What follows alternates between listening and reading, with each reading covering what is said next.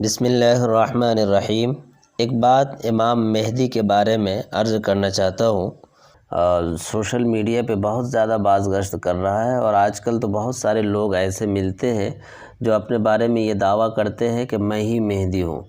مہدی ہونے کے دعوے داروں کی ایک لمبی قطار لگی ہوئی ہے۔ الگ الگ جگہوں سے الگ الگ لوگ اپنے آپ کو مہدی گھوشت کر رہے ہیں کہ میں ہی مہدی ہوں، اور لوگوں کو گمراہ بھی کر رہے ہیں اور اپنی طرف لوگوں کو دعوت بھی دے رہے ہیں۔ ایسے موقع پہ ہم تمام لوگوں کے لیے ضروری ہو جاتا ہے کہ ہم واقعی مہدی علیہ السلام کے بارے میں جانیں کہ ان کے بارے میں حدیثوں میں کیا باتیں بتائی گئی ہیں۔ وہ تمام باتیں میں آپ کی خدمت میں عرض کر رہا ہوں۔ اللہ تعالیٰ سے دعا ہے کہ اللہ تعالیٰ ہمیں سننے سمجھنے کی توفیق عطا فرمائے۔ واقعہ یہ ہے کہ قیامت سے پہلے ایک زمانہ ایسا بھی آئے گا کہ دنیا میں کفر پھیل جائے گا، زمین ظلم اور سرکشی سے بھر جائے گی، اسلام ایک خاص دائرے تک محدود ہو جائے گا، یعنی حرمین شریفین تک سمٹ کر رہ جائے گا۔ اولیاء ابدال وہاں ہجرت کر کے جائیں گے۔ پھر حضرت فاطمہ الزہرا رضی اللہ تعالیٰ عنہ کی خاندان سے ایک شخص پیدا ہوگا جو زمین کو عدل و انصاف سے بھر دے گا۔ یہی تمام روئے زمین پر حکومت کرنے والے 5ویں بادشاہ ہوں گے، جنہیں حضرت امام مہدی کہا جاتا ہے۔ رسول اللہ صلی اللہ علیہ وسلم نے ارشاد فرمایا، دنیا ختم اس وقت تک نہیں ہوگی جب تک کہ ایک بادشاہ عرب میں رونما نہ ہو جائے جو مجھ سے یا میرے گھر والوں سے ہے، اس کا نام میرے نام کے موافق اور اس کے باپ کا نام میرے والد کے نام کے موافق ہوگا۔ وہ زمین کو عدل و انصاف سے بھر دے گا جیسے وہ ظلم و زیادتیوں سے بھری تھی۔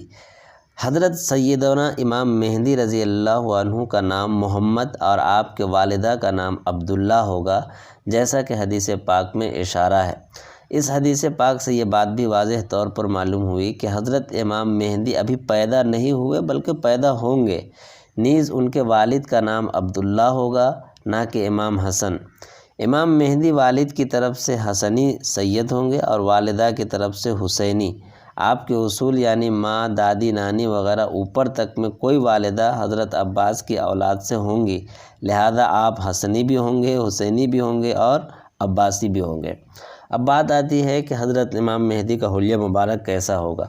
حضرت امام مہدی رضی اللہ عنہ اخلاق، آداب اور عادات میں ہمارے پیارے نبی صلی اللہ علیہ وسلم کی طرح ہوں گے، مگر شکل و صورت میں پورے طرح مشابہ نہیں ہوں گے، اگرچہ بعض باتوں میں نبی پاک کے ہم شکل ہوں گے۔ جیسا کہ حدیث پاک میں ہے، رسول اللہ صلی اللہ علیہ وسلم نے فرمایا، مہدی مجھ سے ہیں، چوڑی پیشانی والے، اونچی ناک والے، 7 سال سلطنت فرمائیں گے۔ اس کی شرح میں مفتی احمد یار خان نعیمی رحمۃ اللہ علیہ فرماتے ہیں کہ حضور صلی اللہ علیہ وسلم کی جیتی جاگتی تصویر ہوں گے کہ چوڑی پیشانی اور اونچی ناک شریف، یہ دونوں صفتیں حضور انور صلی اللہ علیہ وسلم کی ہیں۔ امام مہدی علیہ السلام رضی اللہ عنہ کا ظہور کب ہوگا؟ ماہ رمضان میں ابدال کعبہ شریف کے طواف میں مشغول ہوں گے۔ وہاں اولیاء حضرت امام مہدی رضی اللہ تعالیٰ عنہ کو پہچان کر ان سے بیعت کی درخواست کریں گے۔ آپ رضی اللہ عنہ انکار فرمائیں گے، غیب سے ندا آئے گی، ھذا خلیفۃ اللہ المہدی فاسمعوا لہ وآطیعوا، یہ اللہ تعالیٰ کے خلیفہ مہدی ہیں، ان کا حکم سنو اور اطاعت کرو۔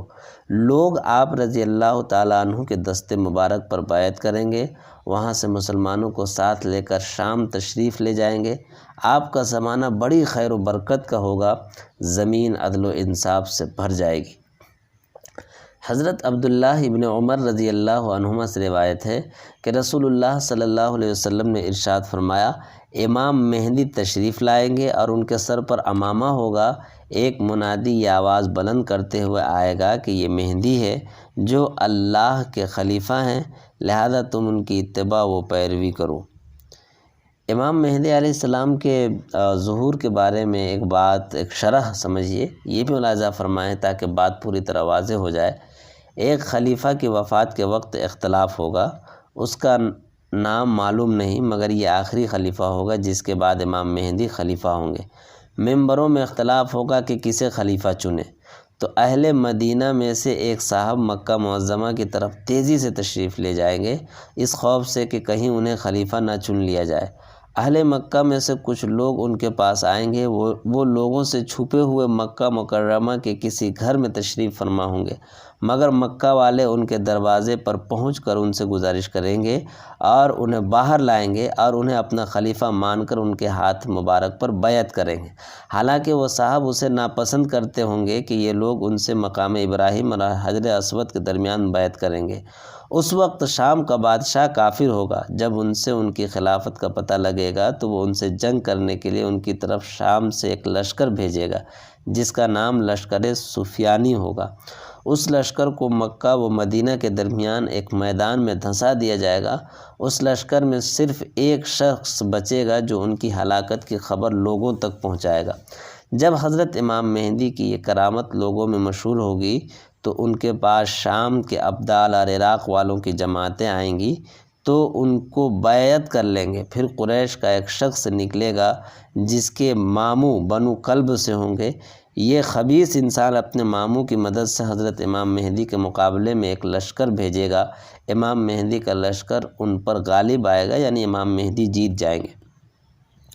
دوسری روایت میں ہے کہ نقصان میں ہوگا وہ شخص جو بنی کلب سے حاصل شدہ مال غنیمت میں شریک نہ ہو۔